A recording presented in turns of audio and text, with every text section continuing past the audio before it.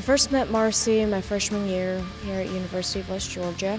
I don't remember the specific time or place that I met her. I just remember a night hanging out in the lobby in our dorm room, and all of us were just laughing and talking, and Marcy was among that group, and she was a part of my life ever since. First time I met Marcy, I believe, was at a Lambda meeting. That's the on-campus Gay Straight Alliance. It was my first time going out to Lambda, and Marcy and Caitlin were the two people I was just kind of connected to automatically, and it just kind of went from there. For me, she became my best friend. Marcy was one of my best friends. She really helped support me in a lot of my issues. She was there for people whenever, like, I could go down the hall and knock on the door at 3 o'clock in the morning. I have a problem, I need somebody to talk to, and she'd be willing to talk to me if she was awake. You could go to her any time of day. You know, she could be in a bad mood too, just like anybody else, but she could make your day a little bit better just by a little, passing word or, a phrase, something that she could say off the cuff without even, thinking about it. She had this calming presence about her that I really appreciated. Like, I could go up to her and be like, I've had such a horrible day. And she'd be like, well, why don't you tell me about it?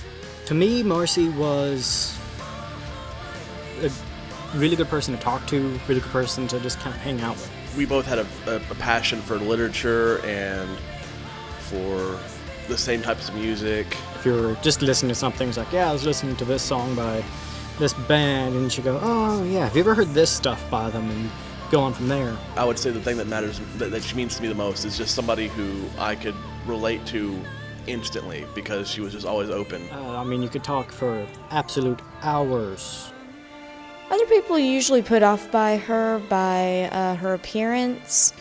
She dyed her hair black, wore all black, and sat outside and, perched on a table smoking a cigarette. She kind of deterred people sometimes. But once you really got to know her, I mean, she was always warm and friendly, with a quick, witty, usually sarcastic joke to go along with it.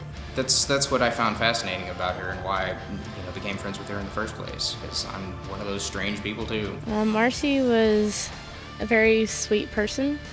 She was very friendly. She had lots of friends. I mean, she knew a little bit about just about everything, and she was just a really good person in general. I mean, she was never judgmental.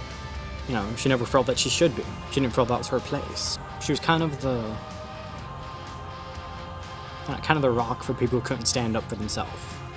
I could open up to her about anxieties I had about school and about class, and she could sit me down and be like, hey, this is what we're gonna do, this is how we're gonna do it, and you're gonna be fine. She was someone I could rely on if I ever needed to go somewhere in town. If I had an emergency, I knew that she was literally 5 feet away from me, or just a text message away. The memorial on campus, I really enjoyed it.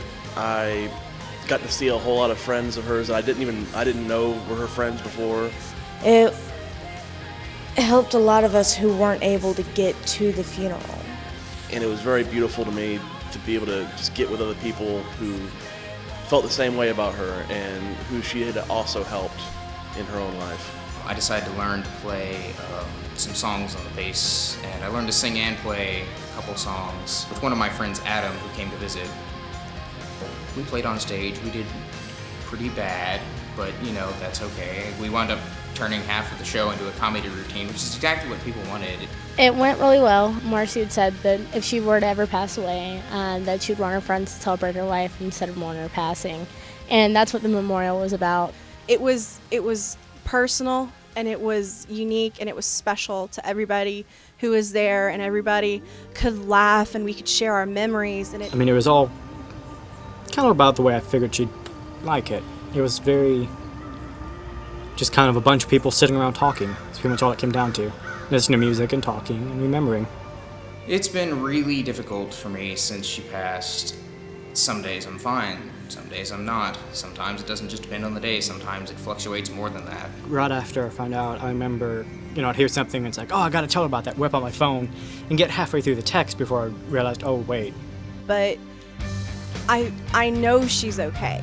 I wish she was still here, but I know that she still loves us, she's still with us, she wants us to be happy, and she wants everybody to you know, live, and she doesn't want us to be sad. Again, some days I'm fine, and some days I just don't know what to do without her, and I'm not functional, and I don't want to deal with people. And you know, like I said before, she was always someone to talk to, and the sudden absence of that. It's not easy, and I'm not sure it's ever going to get any easier for me. But I guess we'll find out. And Marcy was the closest person, person closest to me in my life. And she meant the world to me. And you know, sometimes I don't know what I'd do without her.